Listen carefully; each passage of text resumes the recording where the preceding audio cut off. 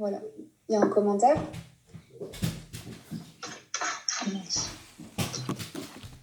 Ok, je passe du coup à l'exercice 2. Il nous reste 30 minutes, il faut qu'on avance. Oups, j'ai mal fait mon slide. Alors, exercice 2, les années Reagan. Quand Ronald Reagan était président aux États-Unis, le déficit commercial américain s'est substantiellement accru, ce que les démocrates ont interprété comme une preuve que l'économie américaine n'était plus compétitive. Ronald Reagan a, au contraire, prétendu que les flux nets de capitaux importants vers les États-Unis montraient que le pays était devenu une place très attractive pour les investisseurs étrangers. Selon vous, qui avait raison? J'ai mal fait mon slide, mais je vais faire apparaître en même temps la réponse. En fait, les deux affirmations sont vraies et elles ne sont pas contradictoires.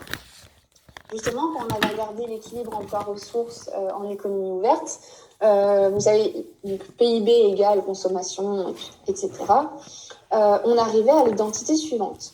L'épargne nationale moins l'investissement, ça c'est égal en fait aux exportations moins importations.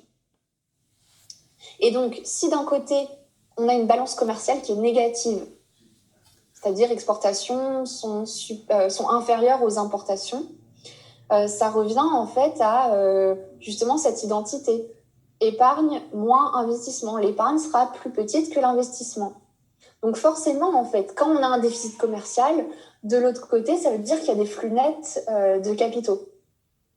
Donc, d'un côté, l'économie américaine, elle était de moins en moins compétitive parce que les prix des biens étrangers étaient plus avantageux. Et de l'autre, ça revient en fait au fait qu'il y a eu beaucoup d'investissements justement dans le dollar, enfin dans les titres américains. Et ça, c'est toujours vérifié. Et si on a un surplus, un excédent commercial, ça veut dire que de l'autre côté, on a justement des flux sortants de capitaux. C'est-à-dire qu'on va épargner plus qu'investir. Épargner, donc, l'épargne, en fait, c'est aussi... en fait, ça prend aussi en compte les investissements. En tout cas, le surplus de monnaie qu'on va dégager de l'économie va être inférieur, inférieur aux investissements. Donc, ici, j'ai donné quelques détails. Déficit commercial, donc le dollar était fortement apprécié, ce qui rendait les biens étrangers plus attractifs. Donc, c'est ce que je viens de dire. Et du coup, il y a une hausse de la consommation de biens étrangers et une baisse des consommations de biens nationaux. Donc ça, c'est ce que je vous ai dit aussi dans l'exercice 1. Et puis, le dollar qui était apprécié. Donc, d'un côté, c'est pas bon pour le PIB et puis la balance commerciale. Mais de l'autre, c'est plutôt bon parce qu'on reçoit des investissements. Le dollar apprécié, ça fait que, en fait, ça revient à une forte demande de dollars qui découle de la forte demande de titres américains. Et donc, en fait, si les investisseurs étrangers investissent massivement aux États-Unis, c'est qu'ils ont confiance en ces titres. Okay, ils vont faire un choix d'investissement entre différents titres de différents pays.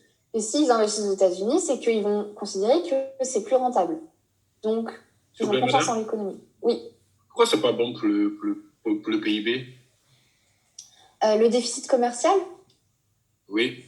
Parce que, donc déjà, tu sais, le PIB s'est exprimé en fonction de la consommation, investissement, dépenses publiques, balance commerciale, X moins M. Déjà, si X moins M est négatif, ça pousse le PIB vers le bas. Okay, on va plus consommer que gagner d'argent par rapport aux échanges internationaux, donc ça pousse un peu le PIB vers le bas, ce qui n'est pas forcément mal. Mais de l'autre côté, si on a ce déficit commercial qui est important, parce qu'aux États-Unis, il est très très important, et qu'en plus, la consommation, elle sera baissée parce que les gens, en fait, ils vont plus consommer des biens étrangers que des biens américains parce que les prix à l'étranger vont être plus intéressants avec le système de taux de change. Dans ce cas-là, le PIB va être encore plus poussé vers le bas. Donc, un dollar, une monnaie qui est trop appréciée, c'est pas bon pour le PIB. Ça va faire baisser la consommation nationale et augmenter la consommation étrangère et aussi baisser, du coup, les exportations, parce que si les prix des biens étrangers, pour nous, ils sont moins chers, ça veut dire qu'inversement, nos prix à nous, ils vont être plus chers pour les gens à l'étranger.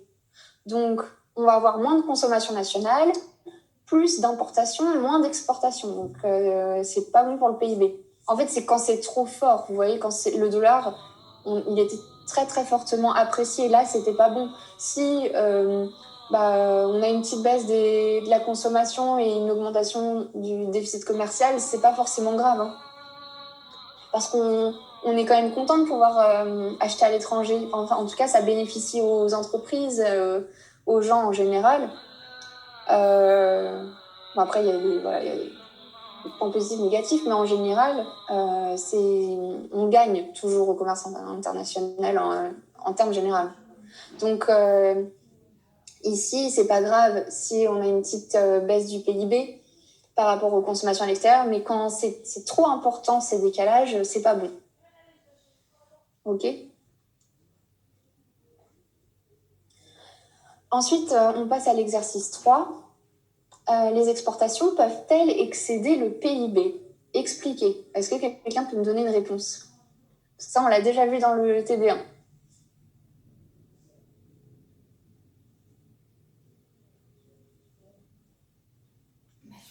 C'est pas par rapport aux biens intermédiaires ? Très bien. Alors justement, les biens intermédiaires, on les compte où ?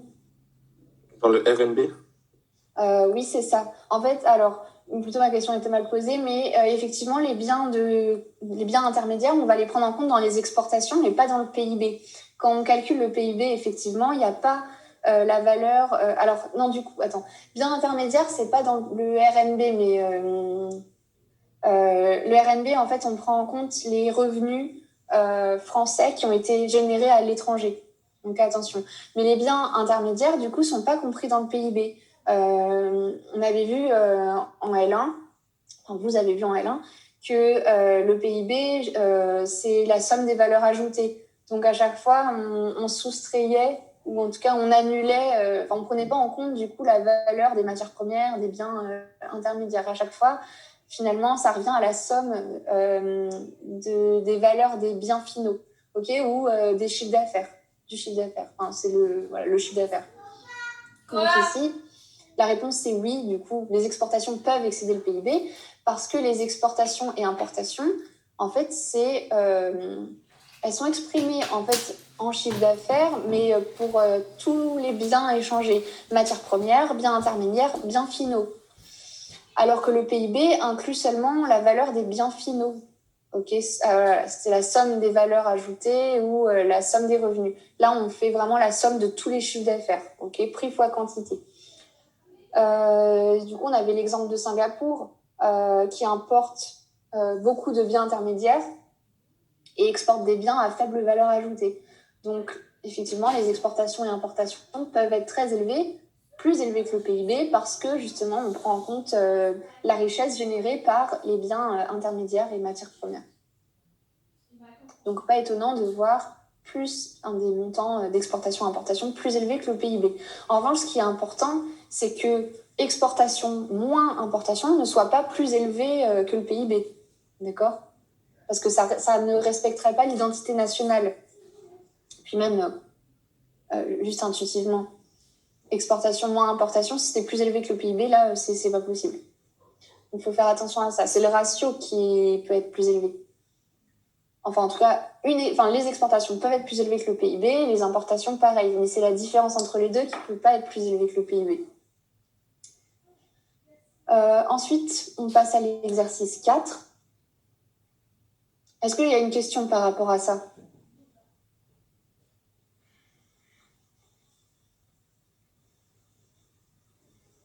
Donc, ça, il faut l'avoir compris parce que, comme vous le voyez, cette question, en fait, elle est apparue 3 fois jusqu'ici. Okay, donc, je dis pas que ce sera forcément au CC, mais même pour le partiel, ok.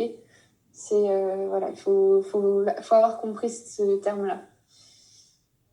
Ces différences. Ensuite, l'exercice 4, justement, on passe au taux de change nominal, taux de change réel et PPA. Donc le taux de change nominal, c'est le taux de change dont on parlait depuis le début. Et ensuite, on va maintenant introduire le concept de taux de change réel et de parité de pouvoir d'achat. Donc, première question, présenter la théorie de la parité des pouvoirs d'achat absolus en expliquant précisément les différentes hypothèses sur lesquelles elle repose. Selon la PPA absolue, quelle valeur prend le taux de change réel? Donc, PPA absolue, c'est parité de pouvoir d'achat absolu. Ça s'exprime comme ça. C'est cette relation, la parité de pouvoir d'achat absolu. Et ça nous dit que les prix des biens nationaux sont égaux aux prix étrangers exprimés en notre monnaie. Okay, donc il y a des prix de paniers nationaux, des prix de paniers étrangers et le taux de change entre les deux monnaies, la monnaie nationale et la monnaie étrangère. Là, ça nous dit que les prix nationaux sont égaux aux prix étrangers quand on les convertit dans notre monnaie. Ça, c'est la parité de pouvoir d'achat absolue, qui n'est pas forcément respectée. C'est juste une équation qui nous dit que là, entre notre pays et le pays étranger, on va avoir une parité des pouvoirs d'achat. On va pouvoir, consommer des biens en gardant notre pouvoir d'achat. D'accord? C'est-à-dire qu'on consomme chez nous ou à l'étranger, ça sera pareil. On ne va pas perdre du pouvoir d'achat ou en gagner. Selon cette parité-là. Elle est basée du coup sur la loi du prix unique. Donc un bien a le même prix partout dans le monde s'il satisfait la parité des pouvoirs d'achat absolus. Si ces prix satisfont la parité des pouvoirs d'achat absolus. Et donc, elle repose sur des hypothèses très importantes. C'est parce que cette identité, c'est une identité qui est forte, d'accord? Elle repose sur des hypothèses vraiment strictes. Justement, elle n'est pas forcément vérifiée. On va voir pourquoi.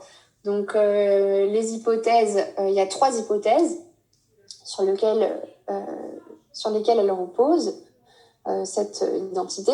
Première chose, c'est qu'on émet l'hypothèse qu'il n'y a pas de coût de transport, parce que dans le cas où il y a des coûts de transport, les biens entre 2 pays ne valent pas la même chose. D'accord? Pas forcément la même chose.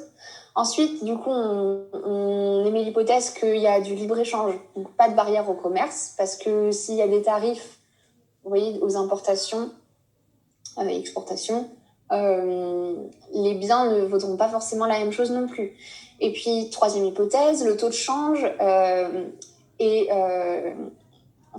le taux de change est considéré constant à long terme. Pourquoi?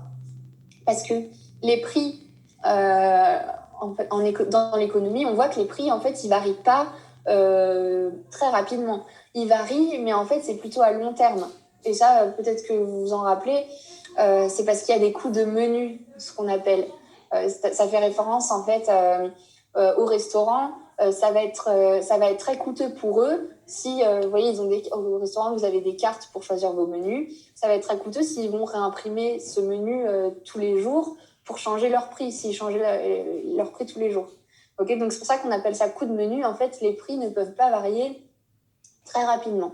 C'est plutôt sur le moyen terme que les prix vont varier. Donc, il y a ça. Et puis, de l'autre côté, les taux de change, eux, ils varient très, très vite. Okay, ils varient même à chaque seconde. Donc, pas beaucoup, mais ils varient.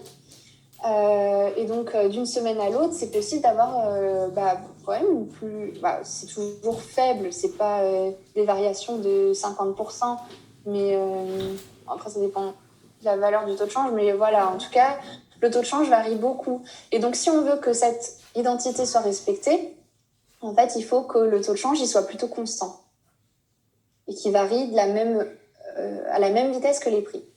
Donc ça, c'est des hypothèses qui sont très fortes. Ça veut dire que pour que cette équation elle soit valide, il faut qu'on respecte ces 3 hypothèses. Donc c'est pas possible. Okay, c'est juste théorique. C'est juste un moyen de donner des concepts théoriques.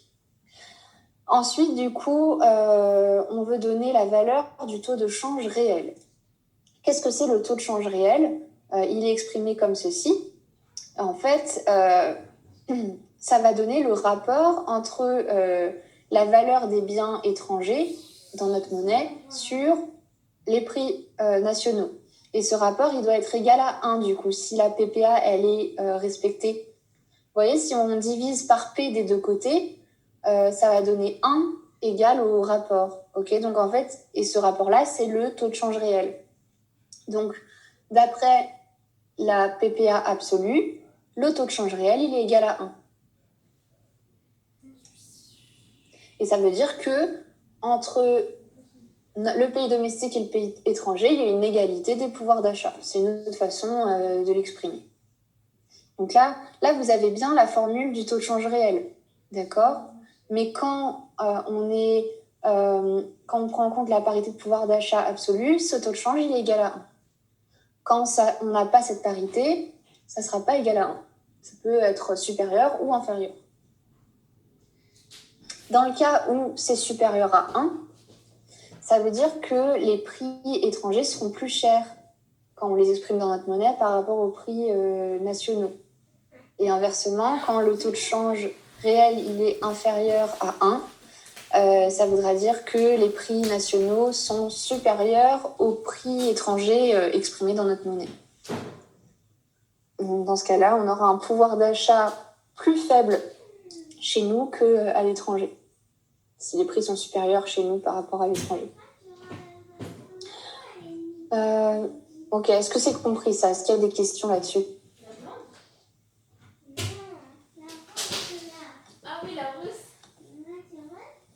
Ok, alors j'avance. Pour quel motif peut-on expliquer que la PPA absolue ne s'applique pas dans les données ? Donc, dans les données, c'est-à-dire dans le monde réel. On n'observe pas pourquoi on n'observe pas cette parité de pouvoir d'achat absolue. Et présenter la théorie de la PPA relative, démontrer la relation particulière qu'elle implique entre les évolutions du taux de change nominal et les indices de prix. Alors, du coup, la PPA absolue n'est pas vérifiée pour les raisons suivantes. Il existe des biens et services qui ne sont pas échangeables, premièrement, comme la coiffure, par exemple. On ne va pas exporter un service de coiffure. Ok, ça, généralement, c'est des... Non, j'ai mis services ici.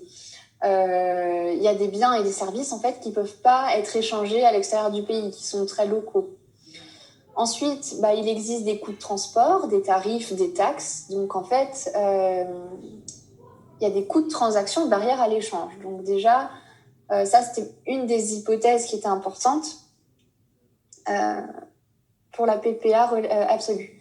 Ensuite, tous les pays n'ont pas les mêmes biens et services. Effectivement, en France, je ne sais pas.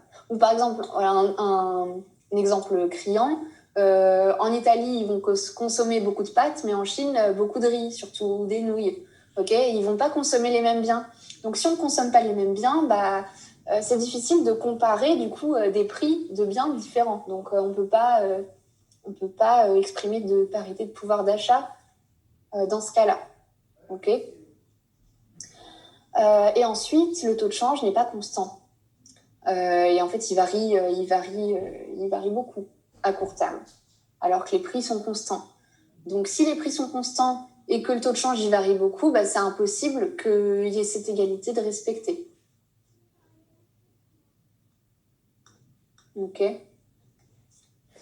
Ensuite, du coup, on présente la parité de pouvoir d'achat relative.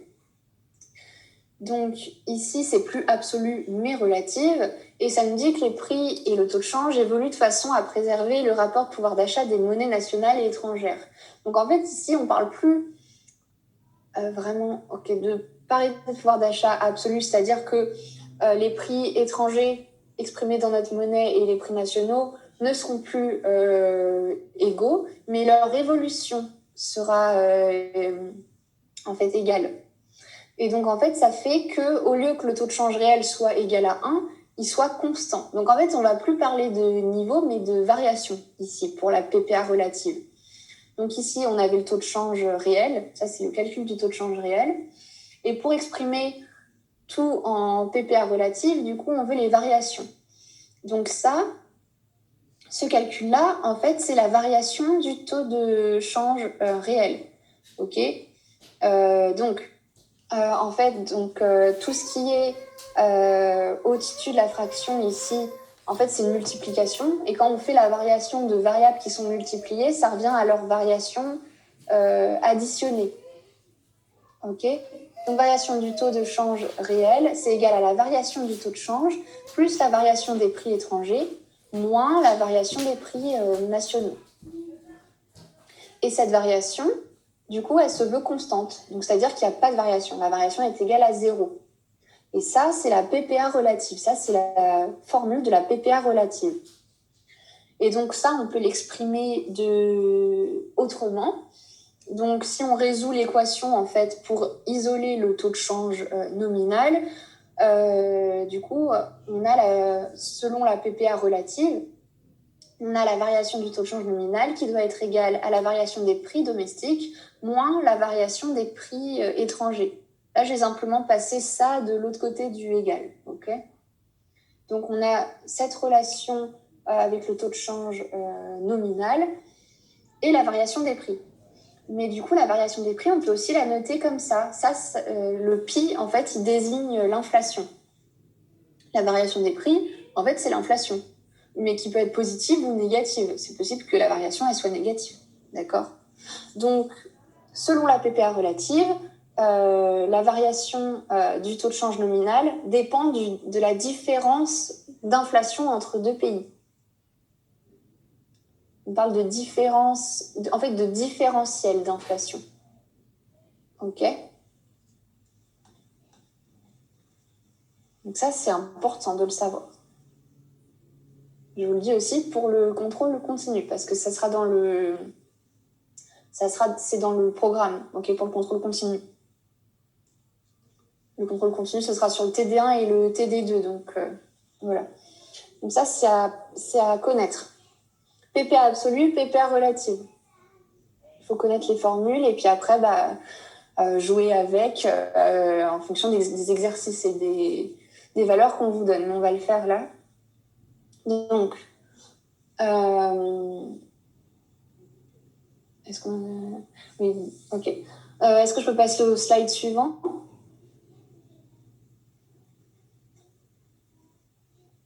Okay. Donc, on a cette PPA relative, donc je vous ai montré, qui est exprimée comme ceci.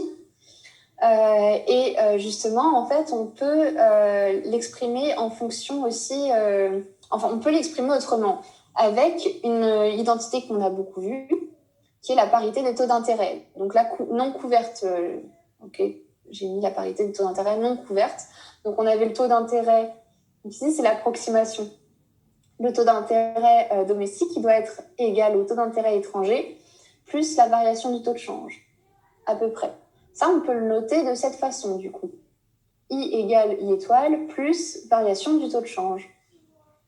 Et donc, on a ici, avec la PPA relative, l'expression de la variation du taux de change nominal en fonction de l'inflation, mais aussi en fonction des taux d'intérêt. Et donc, ces deux choses-là, hein, elles sont égales. Et ça, on appelle ça l'effet de Fisher. Donc, la différence des taux d'intérêt nationaux étrangers, c'est égal normalement à la différence des niveaux d'inflation.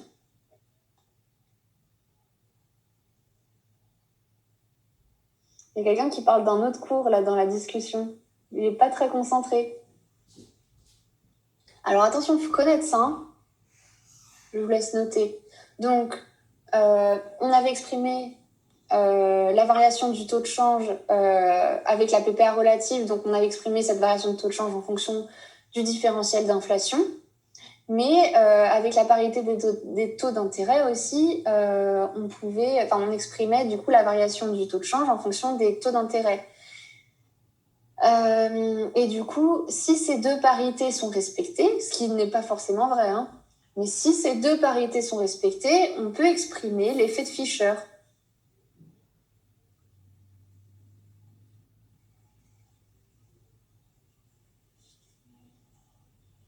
Voilà, donc ça, c'est des relations qui sont théoriques, hein, qui marchent pas forcément dans la réalité, où ça dépend en tout cas des politiques des politiques monétaires, des politiques budgétaires, enfin, qui influencent l'inflation. Tout ce qui va influencer dans l'économie, l'inflation, les taux d'intérêt et les taux de change, ça va faire bouger toutes les relations et peut-être ça va les faire respecter ou pas. Donc ensuite, on passe à la question suivante. Oups. Donc on nous dit pour la question 3, il faut considérer le graphique ci-dessous qui représente l'évolution du taux de change nominal et du taux de change réel entre la France et les États-Unis entre 1960 et 2016. On nous demande de dégager et commenter l'évolution du taux de change nominal sur cette période. En particulier, comment expliquez-vous l'évolution du dollar entre 79,85 et le retournement brutal en 85? De même, quelle explication pouvez-vous avancer de l'évolution du taux de change nominal sur la période 85-87? Donc, on va faire ça. On voit qu'entre 60 et 79, toute cette période-là, du coup, les taux de change nominaux et réels sont plutôt stables. Et ils sont distincts aussi. On voit que là, le taux de change réel il est plus important que le taux de change nominal. Dans les années 70, aux États-Unis, il y avait une stagflation. Qu'est-ce que c'est une stagflation? C'est quand il y a une très forte inflation, mais en même temps un chômage élevé. En fait, normalement, la relation inflation-chômage, elle est plutôt inverse. Mais ça peut arriver dans certaines économies, en fonction de l'état de l'économie, qu'on ait en même temps des prix très forts et un chômage élevé. Et ça s'appelle stagflation. Pour y mettre fin, du coup, le président de la Banque centrale américaine a augmenté les taux d'intérêt. Donc, entre 79 et 85, on voit sur le graphique, ici, on a une forte appréciation du dollar, parce qu'ici, c'est exprimé, vous voyez, en francs et en dollars. Donc, ici, là, c'est prix d'$1 en euros. Donc, c'est une dépréciation de l'euro, ou franc.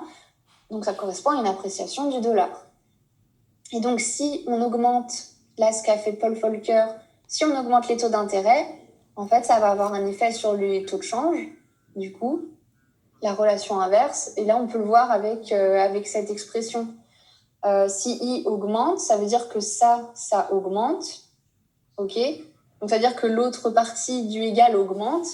Et pour ça, le taux de change, il doit diminuer. Bon, ça, c'est juste pour l'identité, pour que vous voyez bien. Mais on a vu que si les taux d'intérêt augmentaient dans un pays, ça attirait les investisseurs qui allaient demander beaucoup de monnaie de ce pays-là. Et donc, ça va apprécier la monnaie. Donc là, j'ai mis le taux de change, c'est le taux de change du dollar. Là, on prend en compte, pour l'équation, on se met du côté du dollar. C'est pour ça que j'ai mis le taux de change diminue. Mais en fait, il augmente quand on prend en compte l'euro. Voilà, c'est ce qu'on a. Donc, forte appréciation du dollar, justement, suite à la politique de Paul Volcker. En 1985, il y a un retournement brutal. Le dollar s'est fortement déprécié, l'euro s'est apprécié. Là, c'était encore des francs. Justement, le taux d'intérêt élevé attire les flux étrangers. Donc, il y avait un problème aux États-Unis et des accords ont été signés pour déprécier le dollar parce que c'était pas bon pour l'économie américaine, ça faisait baisser beaucoup son PIB. Et donc, les taux d'intérêt ont diminué. Et donc, le taux de change aussi, du coup, le dollar s'est fortement déprécié.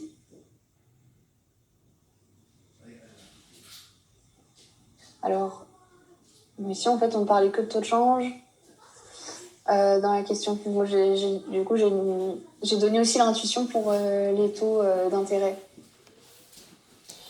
Il est quelle heure? 28.